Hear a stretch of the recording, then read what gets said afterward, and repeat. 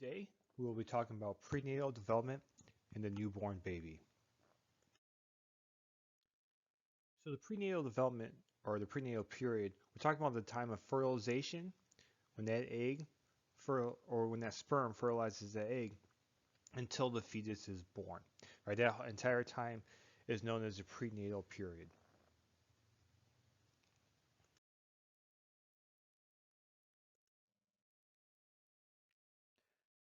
So there's three stages we'll be talking about in the prenatal process. The first stage is the germinal stage. This is where a zygote, which is a fertilized egg, this is from conception until 2 weeks, and during this time the zygote attaches to the uterine lining. Also during this stage, in the first 2 weeks, the placenta develops, which connects the developing fetus to the uterine wall to allow nutrient uptake, waste elimination, and gas exchange via the mother's blood supply.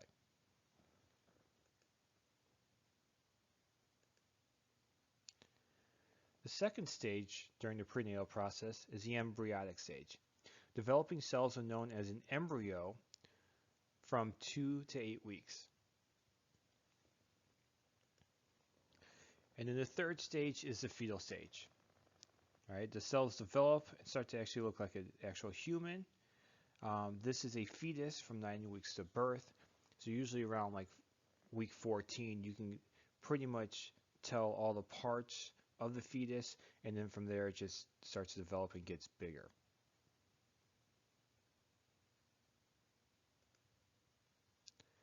All right, so that first picture is during the germinal stage. Then you see during the embryonic stage, and later we'll talk about the development, how you see the trunk and everything develop first, and so you develop from center outward. And then the last stage is the fetal stage, and that picture of the fetus is more developed. That's going to be somewhere in the middle, maybe closer to the end, versus 9 weeks. That's definitely not a 9-week fetus right there. All right, so a couple of vocab words to know. One is the age of viability. This is the point in pregnancy at which the baby could have a chance of survival if born. So this is around 24 weeks of pregnancy. And as technology gets better, that might go down a little bit. I think the earliest I've heard is 23 and a half weeks, something like that. So the age of viability is just the chance that the fetus has a chance of survival. So obviously it's not recommended, and they'll probably have a lot of developmental issues if born this early, but it has a chance of survival with the technology we have. And that's one reason, and every state has different laws, but in Illinois, it's illegal to get an abortion after 23 and a half weeks. And I would imagine the reason for that is because of age of viability, because the fetus would have a chance of survival after that. Critical period, another vocab word that you guys should know. Early on in pregnancy, especially during the embryonic stage, so remember from weeks 2 to 8 during the prenatal period, this is when events that have a particularly strong impact on development. So this is, even though it's early on, has an extremely, important part of development, because this is when a lot of things are happening here. So you want to make sure you're getting all the nutrition you can. You want to make sure you're not taking in anything harmful like alcohol and smoke and things like that, because that could stunt the growth and you could have birth defects because of that. One birth defect that is possible is spina bifida. Is where the spine doesn't connect, and there's different levels of that, and that happens during this critical period. And one of the causes of it could be not getting the proper nutrition. All right, so anyone who's sexually active should technically be taking like prenatal vitamins to make sure, because you always have the chance of getting pregnant, and so you want to make sure you have all the nutrition possible in case you get pregnant, because unfortunately a lot of people don't find out until they're maybe 5, 6, 7 weeks pregnant before they realize that they are pregnant. Of course, you've heard those stories, and they've even had TV shows about people who don't find out until the baby comes and things like that. but you know, you want to make sure you're being as healthy as possible during this time and not drinking and doing all those things that we'll be talking about. A feral child. A feral child is a human child who has lived isolated from human contact from a very young age and has no or little experience of human care, loving, or social behavior, and crucially, of human language. One example of this is Jeannie. All right, so there's a couple different feral children out there. In fact, there's been a couple specials, documentaries out there. Jeannie was a very famous one. She lived pretty much in isolation. She was strapped in the attic of her house to pretty much a potty chair. Didn't have very little human interaction, and the mother blamed the father that he abused her. Whatever the situation is, she was a failed child because she didn't really have any social behavior. And so we'll go more in depth on her later. But because of that, she could barely talk. She walked funny and things like that. So, and there's a couple other situations of children who were maybe raised there's a wolf one, there's a monkey one, there's a child in France in like the 1800s, Victor, who just appeared out of the woods one day, in very similar situations as Jeannie had.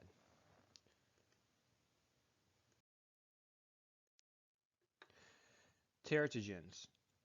These are harmful agents that can reach the embryo or the fetus. It could be like the AIDS virus, cigarette smoke, alcohol, drugs, illegal, or OTC, which is over the counter. So just because it's legal doesn't necessarily mean it's going to be good and you can do it. In fact, when a woman becomes pregnant, the doctor will give her a list of things she can take, and it's a very, very small list, right? Have a lot of sympathy for pregnant women and what they have to go through. And one of the things is just if they get sick, a lot of times they just have to deal with it because there's not a lot of medication they can take. X-rays, right? So X-rays, you're not allowed to have. Diabetes, and we'll talk about gestational diabetes. That's the type of diabetes you get when you're pregnant.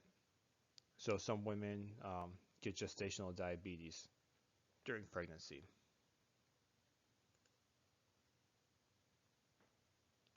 And so all these things are dangerous during the pregnancy, during the prenatal period, but especially during that critical period. Fetal alcohol syndrome. So a lot of times, this is caused from when the mother was drinking alcohol during pregnancy. This can cause physical impairment, cognitive impairment, and the data changes on this, but roughly 1 in 750 infants suffers from fetal alcohol syndrome. So alcohol is especially damaging during the embryonic stage because it's a critical period for development. And so this is a picture of a baby who has fetal alcohol syndrome, and you can see some of the signs, some of the physical signs. So we know cognitive signs.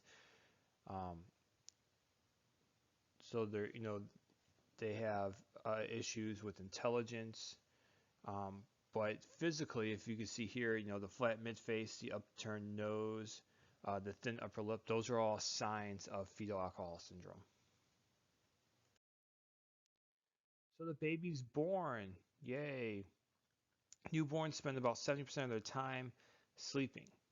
At least the parents hope that's what they're doing, which is extremely important because sleeping, well, it's important for all of us, especially babies, because they're developing everything, right? They're growing, their brains are growing, physically they're growing, everything. And that's, when you build your immune system. So sleeping is extremely important. So babies do a lot of sleep. So how do we study infants? Because we do study infants. Well, psychologists, what they do, they show them pictures and they record their eye movement, changes in heart rate, sucking rate, brain waves, body movements, and perspiration rates.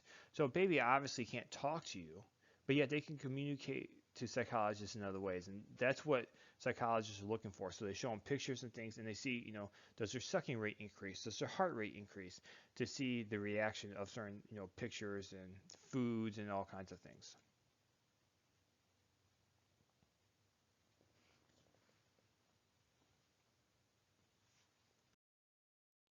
So infant senses. So look at that adorable baby. That is actually me at 2 months old on my grandparents' couch where I lived. So infant senses, right? So infants, they can actually see objects soon after birth from about 8 to 10 inches away. And so you're going to see what do babies love the most, and we just talked about how do we study them, they react the most to, is actually faces, and that's because whether they're being fed or just being held, which is what babies, if they're not sleeping, that's probably what's happening, they can still see a face 8 to 10 inches away. Hearing, babies can actually hear before they're born. That's why a lot of times you'll read to the fetus in utero because it can hear you. So they say have a soothing voice, things like that.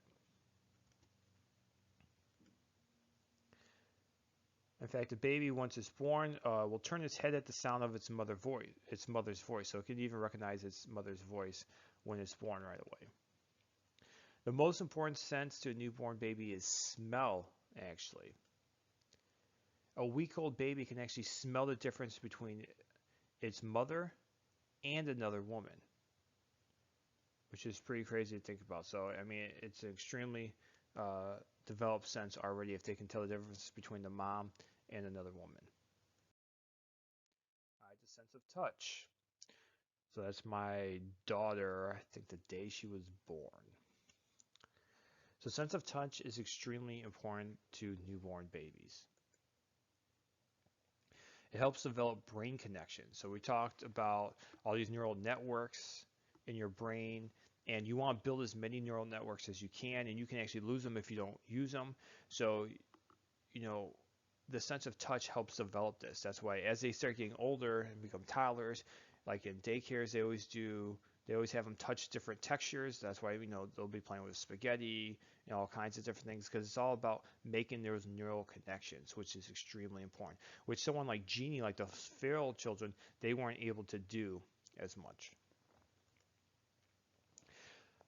So when they're young, one of the things recommended is actually to give babies what they call a baby massage, right? And so what it is, you almost just gently roll like their arms and their legs and things like that, almost like Play-Doh, very gently, obviously.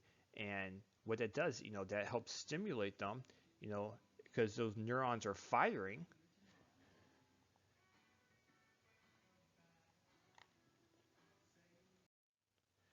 So as you give that baby massage, those neurons are firing, building those neural networks, which is extremely important.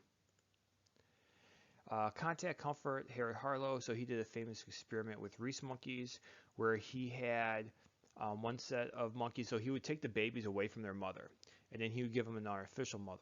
One was just like a wired monkey, and one was like a artificial mother with cloth over it. Well, they found that the baby Reese monkeys with the cloth, they felt more comfortable. They would go out explore a little bit more because of that comfort of that cloth versus the artificial mother that was just made out of wires. It wouldn't feed with wires. It wouldn't go out explore. In fact, even later on, they would try to reproduce with those monkeys, and it wouldn't with the wired monkey because it never had that contact, never had that comfort. So they even artificially inseminated those Reese monkeys when they got older, and when they had babies of their own, a lot of times they didn't know how to take care of it because they were never properly taken care of. They never had that comfort, and sometimes they would even kill its own children because they didn't understand that. And so, sometimes when they say, "Oh, that person just needed to be held more as a baby," it's kind of true. Being held as a baby is extremely important. There was, I think it was in Romania where they during I think it was the 80s or 90s, I think 80s, 70s, they had all these orphan children and they would just leave them, and when they would cry, no one would pick them up. And so they never got that contact comfort, and so as they grew older, they kind of lacked that emotion. Visual sense. So we found out, like I mentioned earlier, that babies prefer new pictures or patterns versus old ones. That's called habituation because you get used to what you see all the time. Dishabituation can also occur. This is where you respond to old stimuli as if it were new.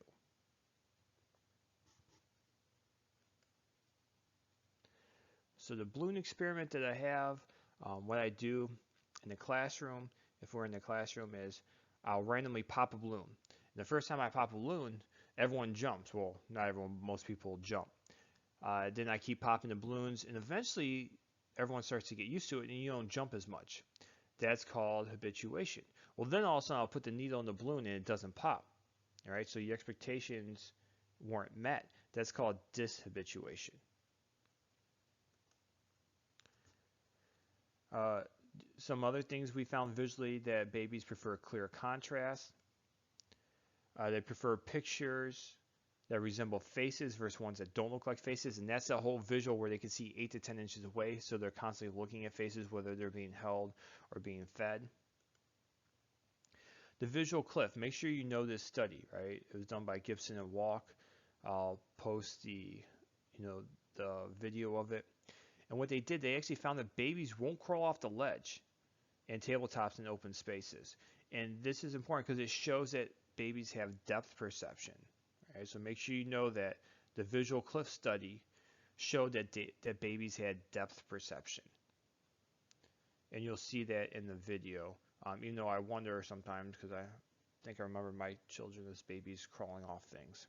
So if you see in this picture here, there's a whole tabletop, clear plexiglass. Half of it has like a tablecloth on it, so the baby can see that something's there. Well, halfway through, there's no tablecloth, so the baby, it doesn't see anything, and so it stops crawling, which shows that it has depth perception. Now the video I'll put on the playlist kind of shows this. It deals with some other things also where, originally the baby doesn't come, but then, if the mother's there, then maybe it'll feel comfortable and it will go. But the important part of the visual cliff study is that babies have depth perception. Reflexes. So there's 6 main reflexes that babies have. The first one is grasping, right? Babies will wrap their fists around anything and put their hands in it. So if you think about it, you put your finger, a bottle, whatever, a baby will just grasp it. Rooting is another one. So if you touch a baby's cheek, it'll turn its head. That's one rooting. There's another rooting also that they talk about is when a baby is born, that it starts to peck, almost like a bird. If you think about a bird, it starts pecking, and because it's trying to feed. So I remember before my daughter was born, taking these classes and watching this video, and they show like literally a baby just being born, and they put it right on the mom's stomach, and it almost like kind of crawls up to the breast, pecking the entire time. And that was rooting, and it's looking for the breast. And I remember when my children were young, especially my first child, my daughter, like I remember her pecking, and I'm like, okay, I know she's hungry now. It's time to hand her over because she'll try to feed on me, and obviously she can't do that. So that's another reflex, is rooting. Sucking is another one. Babies will put anything in their mouth, right, and automatically start sucking, right, because it naturally wants to feed. Which is dangerous. That's why you always have to watch out what's around, because they'll put the tiniest thing in their mouth and try to eat it, and that's why it's very dangerous for like choking.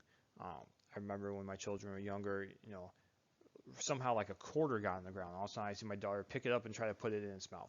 So they have that natural reaction to sucking. They'll put anything in their mouth and suck on it. Stepping, right? Babies make actually stepping motions when they're held upright with their feet touching a surface. So they have this natural, obviously they can't walk right away, but if you hold onto their hands, they'll make a natural stepping motion. Swallowing, right? So that's a natural reflex, is to swallow, right? So that's how they feed. It allows liquids to go down. So as soon as they're born, they can start drinking milk, right? Natural reflex. And lastly, Maro is that startling reflex. Is when startled, the baby actually throws its arms and legs into the air, opens its fingers wide, searching for its mother's hand. Right? So it's, kind of funny, kind of not funny, but like when you see a baby do this, they get startled and they just kind of freak out a little bit. In fact, one of the pictures coming up is my daughter sleeping when she's a few months old, and it almost looks like she's sleeping in this position. Temperament, right? So according to Thomas and Chess, there's four main temperaments. And so your temperament is your biological predisposition. So this is things you're born with. And we're going to talk about personality later in the year, and this is like the nature nurture part. This is the nature part of your personality. So, it's what you're born with, and then based off your experiences is kind of how your personality is shaped with. But these are natural. So all babies kind of are naturally have these temperaments. So some babies tend to be easy, right? Cheerful, relaxed, predictable. Those easy babies. We always want like an easy baby. You have the slow to warm up babies. They're cautious, but when comfortable, they become easy, right? So they're a little cautious at first, but when they become comfortable, then they're an easy baby. Then you have the shy baby, which they're apprehensive of new environments and people. So there are some babies out there that definitely they don't want to be around anyone that they don't know. Very shy. And then lastly, there's the difficult babies. They're irritable, intense, unpredictable. Right? They're just difficult. Something. It could be colicky or something. Just very irritable and difficult.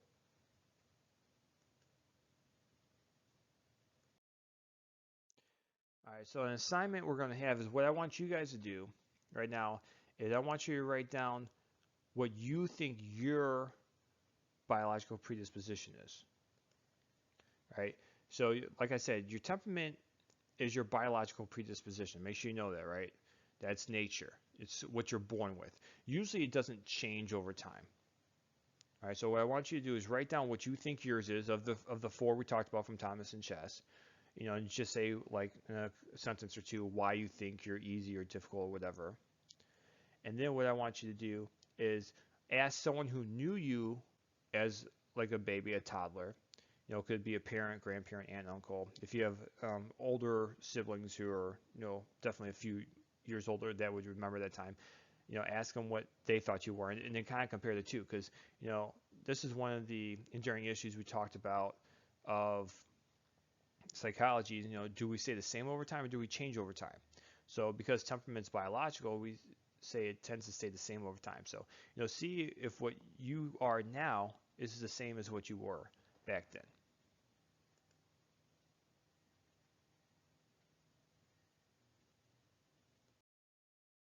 Maturation. All right, so that's the picture I was talking about with my daughter. It looks like she was in a Maro a little bit, sleeping with her hands up. Sometimes they sleep with their legs up, which is funny. All right, so the maturation, what that means is the natural growth or change that unfolds in a relatively fixed sequence independent of the environment. So no matter what, throughout the world, no matter what country you tend to find yourself in, babies tend to grow the same way, right? They tend to grow the same way. No, it doesn't matter where they are. We mentioned earlier the brain develops these neural networks, right? That tends to be the same no matter what. Babies, if you remember, don't typically have memories earlier than 3 or 4. This is known as infantile amnesia. So think about your earliest memory. Usually, it's always, very rarely do you ever find anything before 3 or 4. Sometimes it's later.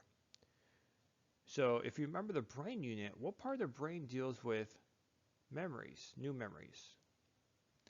If you remember the hippocampus, right, you are correct. And the reason why we tend not to have memories before 3 or 4, because that's when your hippocampus is developing, is around that time. So that's when you start forming these new memories. It doesn't like you forget what happens beforehand, because those are different parts of your brain. And sometimes people will say, oh, I remember this from when I was 2 or earlier. Usually it's because it's a strong memory, right? And that would be your amygdala, so your emotional center. But just make sure you know that, infantile amnesia, you don't remember anything before 3 or 4, and that's because of the hippocampus developing at that time. All right, the last slide, motor development.